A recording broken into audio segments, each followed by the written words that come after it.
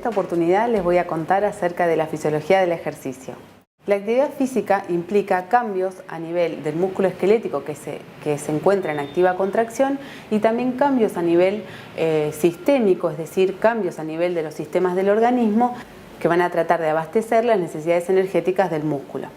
Los cambios fisiológicos que ocurren en el organismo en respuesta al ejercicio pueden ser cambios a corto plazo y cambios a largo plazo.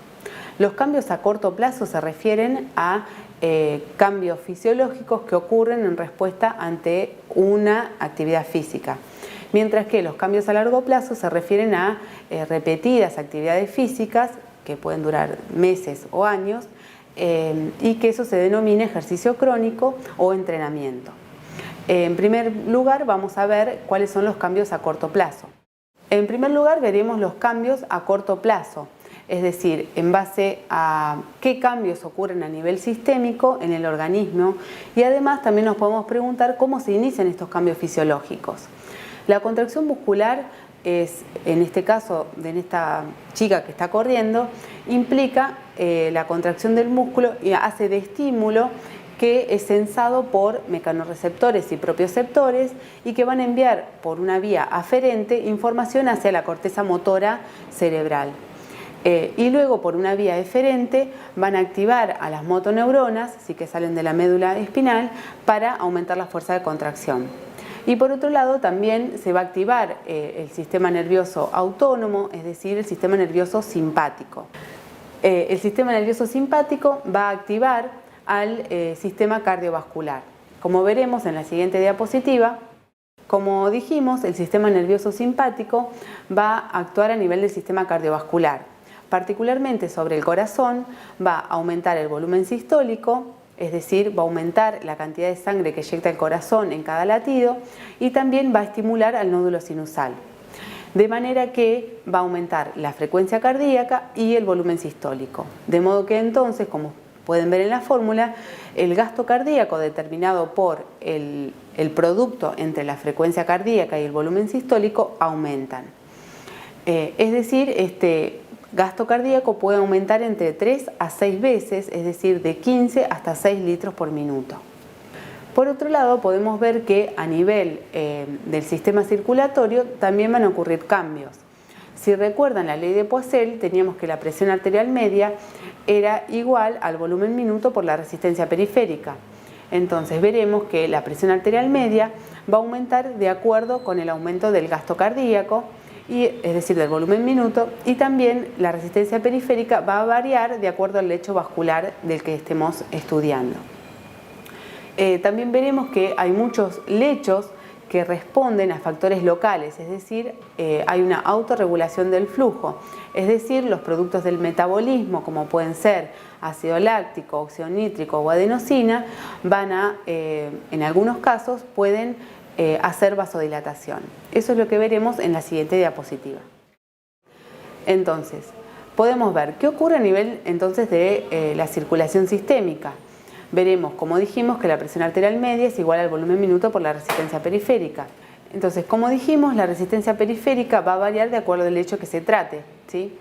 Entonces, tendremos que algunos lechos van a sufrir vasoconstricción y eso va a limitar el flujo sanguíneo hacia ese órgano, como por ejemplo en la circulación renal y en la circulación esplácnica, es decir, la que irriga al sistema digestivo. Veremos que en la circulación renal es muy importante el factor de la presión. El aumento de la presión arterial media va a hacer que entre valores de 80 y 180 milímetros de mercurio hará que la tasa de filtración glomerular se mantenga constante. Les recuerdo que en la clase de lechos especiales pueden ver con más detalle esta autorregulación. Como les dije, también tenemos la vasodilatación. La vasodilatación hará que disminuya la resistencia periférica y por lo tanto va a aumentar el flujo hacia ese lecho. En particular tendremos que en el músculo esquelético ocurre vasodilatación, también a nivel de la circulación cutánea y también a nivel de la circulación coronaria. A nivel del músculo esquelético veremos que cuando el músculo se contrae, como dijimos, aumenta su metabolismo y con ello los metabolitos, como por ejemplo el ácido láctico, los protones, estas sustancias van a hacer vasodilatación a nivel del músculo. Y también otra importante característica que tiene el músculo esquelético y que ayuda a aumentar el gasto cardíaco se denomina o se basa en la función de la bomba musculoesquelética, en la cual veremos, como se ve en la figura, que en el estado de reposo el músculo está relajado y las venas están dilatadas.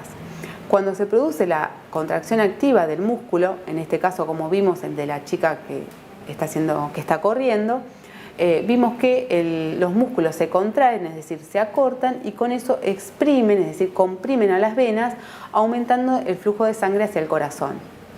Esto se denomina entonces aumento de la precarga, es decir, aumento del retorno venoso. Eso va a tener como consecuencia un aumento del volumen diastólico final, es decir, las fibras se estiran y como consecuencia de ello el corazón bombeará más sangre en su próxima eyección, es decir, aumentará el volumen sistólico.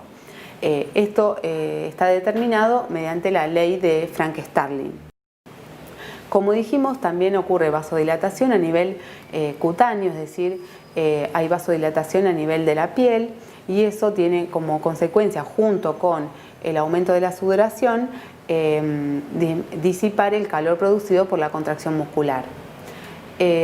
Y como dije, también tenemos que hay vasodilatación a nivel de la circulación coronaria y en este caso tiene un papel muy importante la adenosina.